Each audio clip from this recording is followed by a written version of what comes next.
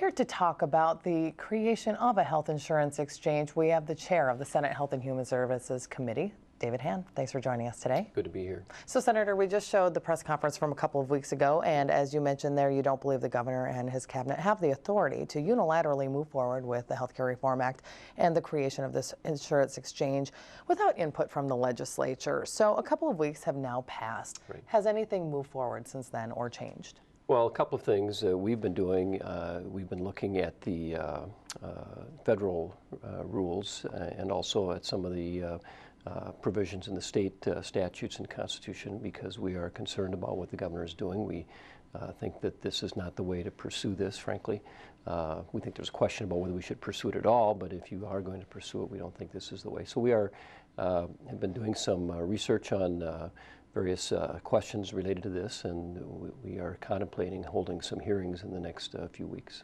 Okay, and as you are talking about the creation of this healthcare exchange, you don't think that that's the way to pursue it. What, in your opinion, is the way to pursue it? Well, I think that if you are going to implement a healthcare exchange, you need to have the legislature take action to do it, and that sets aside the question of whether or not we should have one, which I think is an important question. I'm not persuaded that we need to have one, but if you are going to do it, I think you need to have the input of the legislature. You need to have testimony from the people who are affected. You need to establish what exactly you think is going to happen when you do implement this exchange, and what you think the outcome will be, and we haven't done any of those things. Okay, Commerce Commissioner Mike Rotham has said in preparing for this exchange that, quote, "We will actively seek constructive public input from all parties. We need all hands on deck: consumers, employers, legislators, insurers, agents, navigators, and healthcare providers to help design the exchange that supports Minnesota's unique healthcare system and demonstrates again why Minnesota leads the nation in healthcare innovation." This presumes that he will be seeking your input and that of the legislature. Is that a fair presumption? Well, I would expect that they would. In fact, we had a hearing earlier this year during the regular session, and we made it very clear that we expected the executive branch to work with the legislature on anything they were doing. They were very, excuse me, in my opinion, evasive about their intentions at that point, and it seems to me right now that they've decided to pursue this unilaterally, which is consistent with what they've told me in private conversations, that they think that they don't need to have the legislature's involvement to enact this, which we disagree with. Has the legislature started, and you in particular, started forming a plan on how to weigh in outside of hearings? Well, what we want to have is some hearings, and we've seen some of the documents that have been produced, and we are going to pursue the things that are in those documents and ask for clarification on the part of the commissioners on what they're doing, who they've been talking to.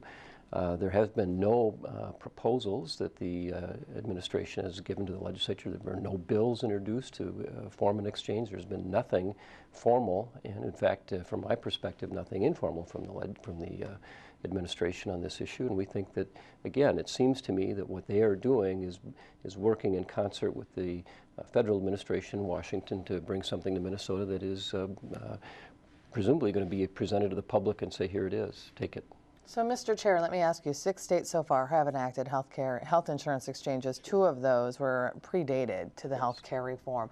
Are you prepared to look at what these states are doing to see maybe what might work in Minnesota? Well, we've looked a little bit at both what Massachusetts has done and what Utah has done. I think those are the 2 that have put in place exchanges prior to the federal law. And they're very different, of course. The Massachusetts approach is probably very consistent with what the federal model envisions. The Utah approach is quite different. I think the question that should be asked and answered before you proceed is, what is the intent? What is it that we think we're going to accomplish by putting in place an exchange? What is the expectation?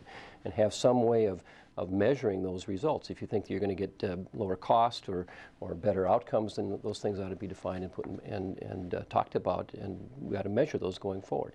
That is not clear to me what the intent is here by the federal law and what the intent by the administration is, and it's something that we need to understand before we pursue this. Senator, off camera prior to this interview, we were chatting a little bit about the state fair, and you had said you were out there previously, last week I believe it is, yes. And that you had heard that the Senate opinion poll was getting a pretty good turnout this year. So I want to ask you a little bit about one of the questions on the Senate State Fair opinion poll, and it does address health care. It asks Minnesotans to weigh in on whether they believe the state should remain in control of health care or whether the state should implement the federal health care program.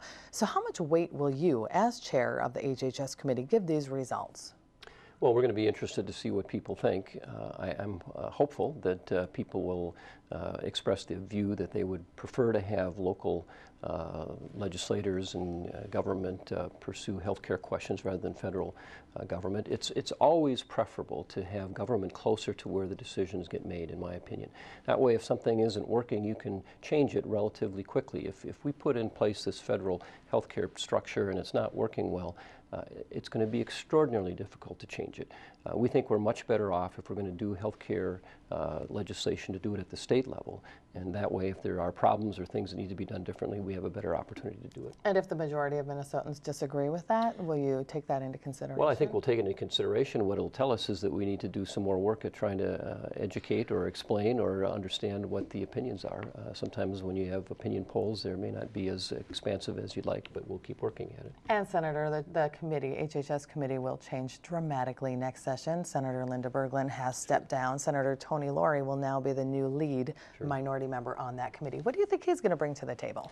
Well, Senator Laurie is, I think, a very energetic representative senator. I've known him and been on the committee with him in previous years. I have great respect for him and the work he does. I think he brings a certain passion to some of the issues that the HHS committee deals with, and I look forward to working with him very much, and certainly we'll all miss Senator Berglund. And one last question as we look ahead to next session. What are some of the key issues, policy issues in particular, that you plan to take on? One of the things that we're looking at right now is something called a healthcare compact, which some of the other states, I think there are 4 other states that have adopted. We're doing some research on that issue. We think that we may bring that forward in the next legislative session.